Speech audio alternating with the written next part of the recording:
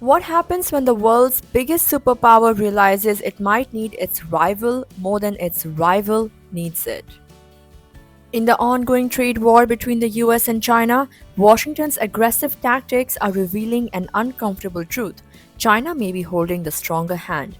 From rare earth dominance to market control and an economy less sensitive to political pressure, this isn't the trade war Donald Trump thought he would win easily. And we explain why.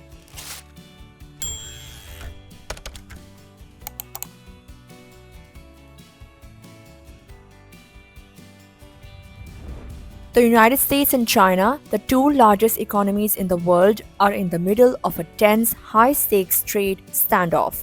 While US President Donald Trump tried to corner Beijing with sweeping tariffs on Chinese goods, the results may not be what Washington had hoped for.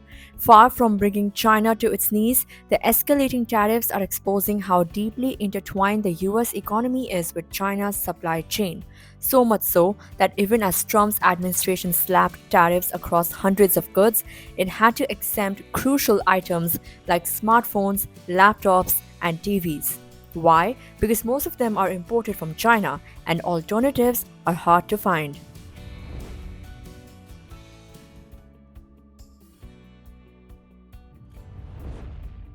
Experts are now pointing out what's becoming increasingly clear. China might actually have more leverage in this trade war. Here's why. China had a massive trade surplus of nearly $300 billion with the US in FY24. About 15% of China's total exports are directed at the American market.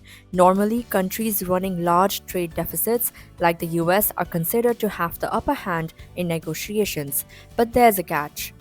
If the country with the trade deficit needs what the surplus country sells, electronics, machinery, processed minerals, then leverage flips. That's the US China case. As per a Bloomberg report, the US depends heavily on Chinese manufacturing, while China can substitute US goods more easily. Even major American companies like Apple and Tesla rely heavily on Chinese manufacturing. If those supply lines are disrupted, it's the US corporations and consumers who feel the heat first. Meanwhile, China's imports from the US are mostly low value agricultural products like soybeans, cotton, poultry, things Beijing can just as easily buy from countries like Brazil.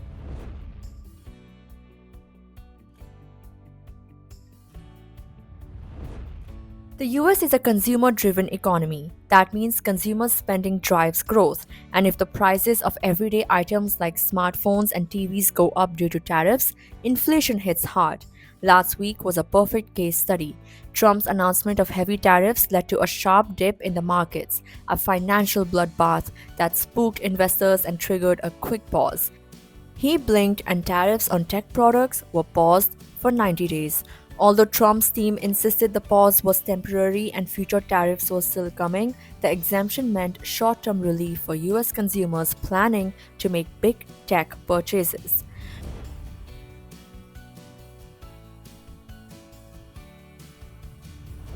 While Trump tried to isolate Beijing with tariffs, China quietly started reworking its export strategy. It's reduced its direct exposure to the US market. In 2016, 21% of Chinese exports were heading to the US, where last year that dropped to 13.4%. Beijing has smartly redirected trade through Southeast Asia, Vietnam and Cambodia in particular, where Chinese companies use cheaper labor and avoid direct US tariffs. For example, Chinese exports to Vietnam surged by 17% in March alone. On the diplomatic front, Chinese President Xi Jinping is also stepping up. His first overseas trip of the year was to Vietnam, where he pushed back against unilateral bullying and called for a free trade system, a not so subtle swipe at the US. His itinerary also includes Malaysia and Cambodia, signaling deeper regional partnerships. China is also exploring new markets in the EU, India, and the Global South to offset any losses from US tariffs.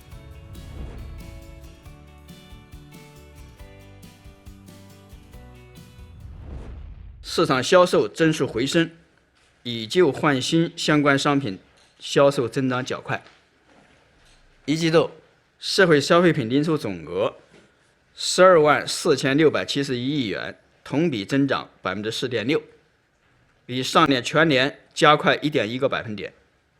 按经营地分，城镇消费增长4.5%，乡村消费品零售额增长4.9%。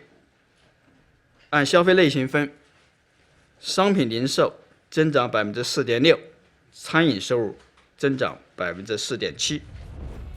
Unlike the US, where stock markets and public pressure often drive political decisions, China has an autocratic structure that allows it to absorb economic shocks and control domestic sentiment more tightly. Beijing can move fast to stabilize its markets and economy. Just recently, China's so-called national team of state-backed institutions was deployed to prop up its stock market. This coordinated market intervention is far harder to pull off in a democratic system like the US.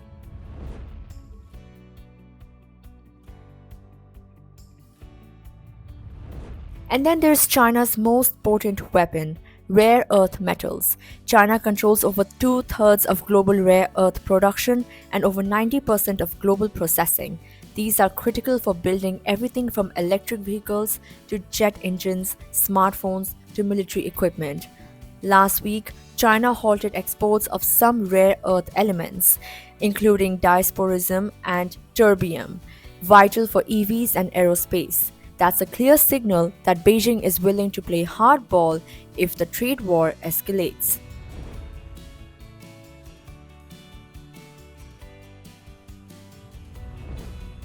In the end, this isn't a simple game of who exports more. It's about who controls the essential supply chains, who can withstand economic pressure longer, and who has the strategic patience to play the long game. China seems to have learned that lesson and is adjusting fast. For the US, the challenge will be in reducing dependency without sparking inflation, corporate pushback, or a consumer revolt. In this chess match of global economics, China may be down a few pawns, but it's still holding on to the queen.